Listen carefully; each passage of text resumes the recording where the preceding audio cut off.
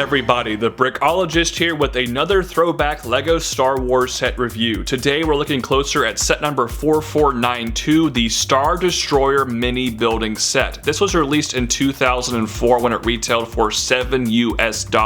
Adjusted for inflation, that's closer to about $12 here in 2024. It contained 87 pieces, and unfortunately I no longer have the box, but here is a look at the very interesting plastic blister style packaging. Included with this set is one instruction manual with 23 pages of building, and there's one advertisement on the back here for lego.com and legostarwars.com, and you may notice there is no combiner model with this set. More on that at the end of the review, but that's definitely a big letdown. And here is the Imperial Star Destroyer itself. It's fun to see a vehicle that canonically is so large, literally a mile long in the Star Wars universe, being represented with just 87 LEGO pieces. I think the overhead shape profile looks pretty good. The point here could have been a little bit finer, but other than that, the shaping looks solid from a bird's eye view. Also, like Shrek or an onion before it, the Star Destroyer kind of has layers like a small city, and I think that's fairly well represented here, especially at such a small piece count.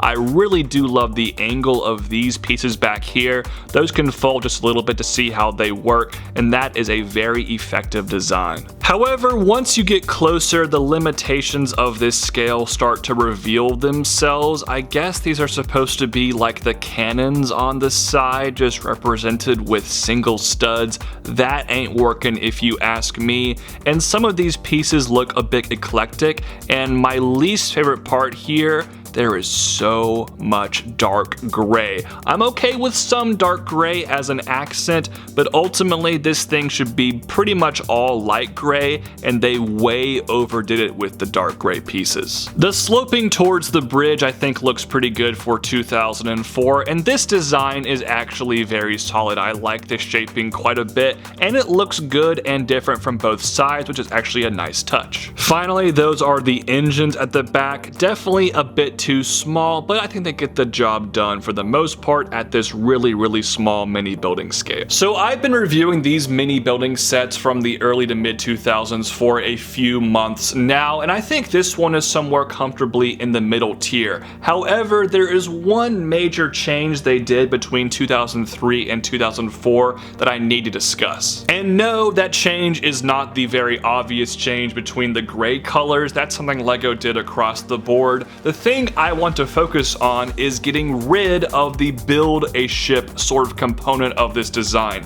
If you did not know, the mini building sets from 2003 all included a small piece of a Y-wing, and when you completed the entire collection, you could also build the Y-wing. But for some reason, in 2004, they kept the exact same price of around $7, $12 adjusted for inflation, but there are no pieces to build a different model. And for me, that kills a lot of fun of the design, and it also kills a lot of value of these sets, and I'm not quite sure it's worth the $12 without those extra pieces, and it's definitely not incentivizing me to collect this entire collection. Now that of course is an issue that will plague the entire 2004 mini building series across the board. As for this Star Destroyer standing alone by itself, I think it's pretty good. There are some techniques I like and some I don't like, making for kind of a mixed bag that's leaning a little bit more on the positive for me. Which is why this set is going to get a somewhat commendable rating of a 6.5 out of 10. Those are just my thoughts though. I'd love to hear yours in the comment section down below.